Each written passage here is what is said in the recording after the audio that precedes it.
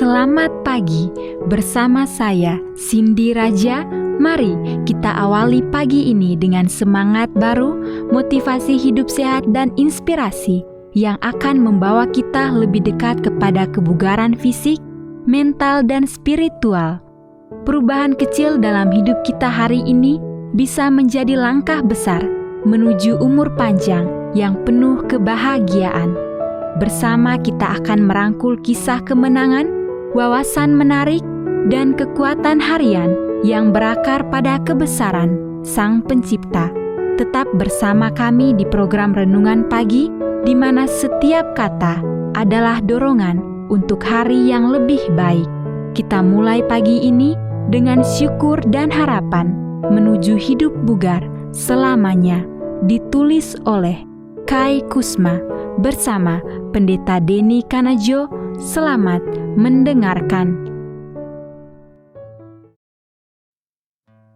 Shalom.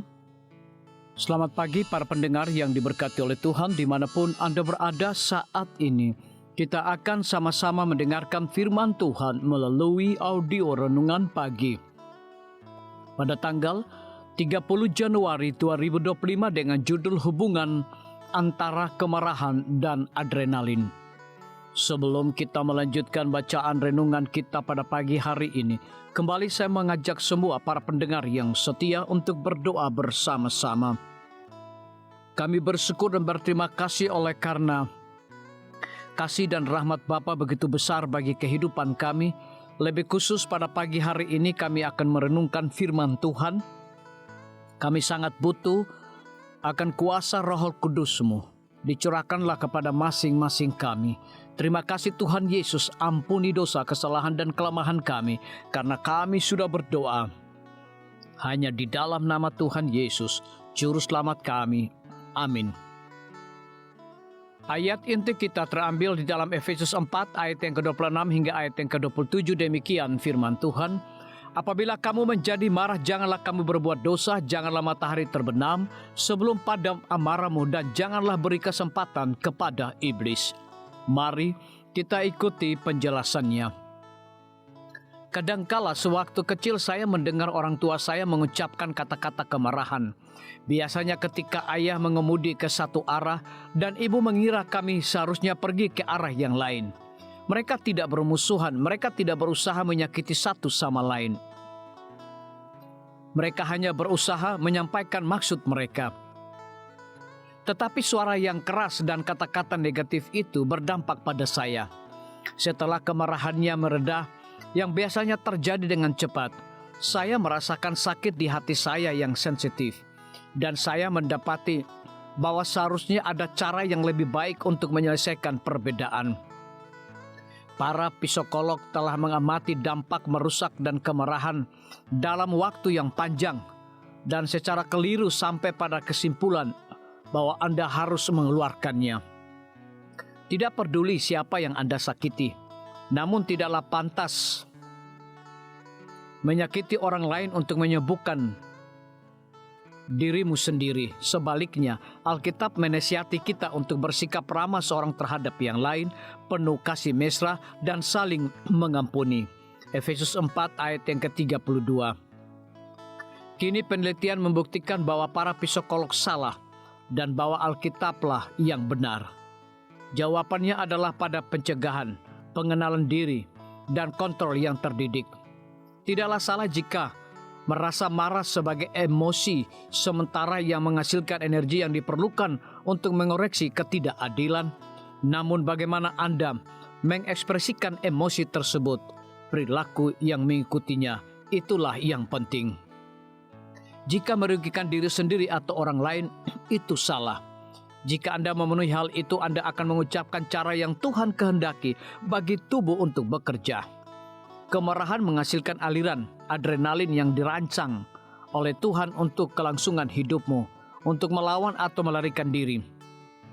Amarah yang dibendung menyebabkan adrenalin bekerja, membanjiri jaringan dan organ tubuh dengan bahan kimia yang tidak diperlukan sehingga merusak arteri, meningkatkan tekanan darah, dan menyebabkan sakit kepala, bisul, dan penyakit jantung prematur.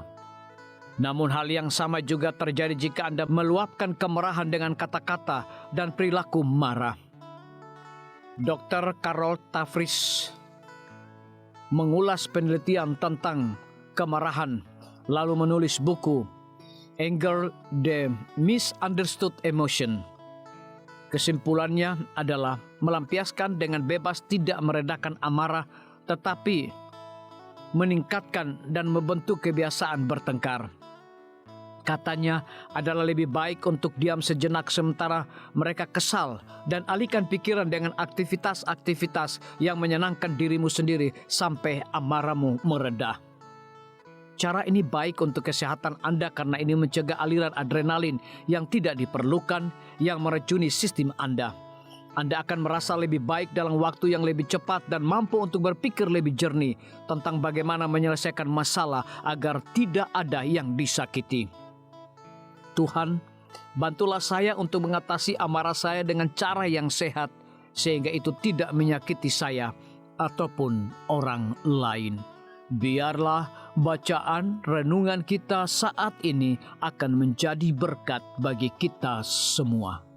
Kembali saya mengajak semua para pendengar yang setia untuk berdoa bersama-sama. Bapa kami yang bersemayam di dalam takhta kerajaan sorga, terima kasih Tuhan Yesus oleh karena firman-Mu pada pagi hari ini memberikan berkat, kekuatan, sukacita rohani bagi pertumbuhan iman kami masing-masing. Pada saat ini Tuhan kembali hamba-Mu berdoa untuk pemerintah kami. Tuhan memberkati Bapak Presiden bersama Wakil Presiden, para menteri dan seluruh stafnya. Bapak Gubernur bersama Wakil, Bapak Bupati bersama Wakil, Bapak Wali Kota bersama Wakil, Camat dan seluruh stafnya, Kepala Desa, Lurah, RT, RW, dimanapun mereka berada saat ini.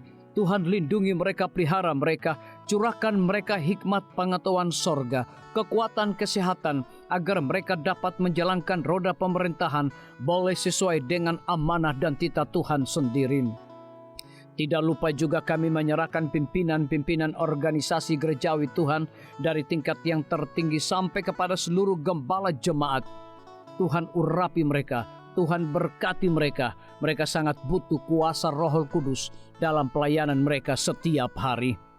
Para tim medis, Tuhan berkati dokter umum, dokter spesialis, perawat bidan, para apoteker, dan semua yang memberikan waktu dan tenaga mereka melayani di rumah sakit, puskesmas, bahkan pustu kepada setiap para pasien yang datang membutuhkan pertolongan pelayanan mereka. Engkau berikan mereka sukacita sorga, roh dedikasi yang tinggi, agar mereka dapat memberikan pelayanan yang terbaik, sehingga dengan bantuan dan jamahan Tuhan, semua para pasien dapat memperoleh kesembuhan. Guru-guru, kepala sekolah, setiap siswa, mahasiswa, dosen, rektor di setiap lembaga pendidikan swasta maupun negeri, Tuhan urapi mereka agar mereka dapat mendidik setiap siswa maupun mahasiswa untuk memiliki nilai-nilai religius di dalam diri mereka masing-masing.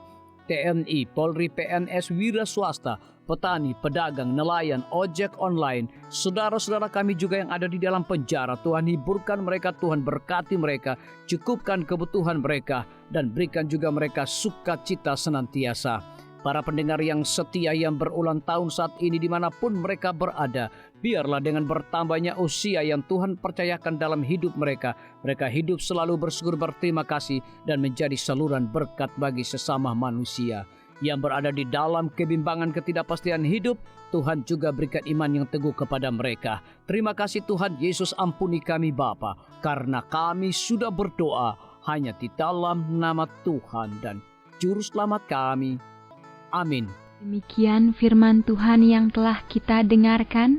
Semoga hari ini menjadi berkat bagi kita semua. Sampai jumpa. Tuhan memberkati.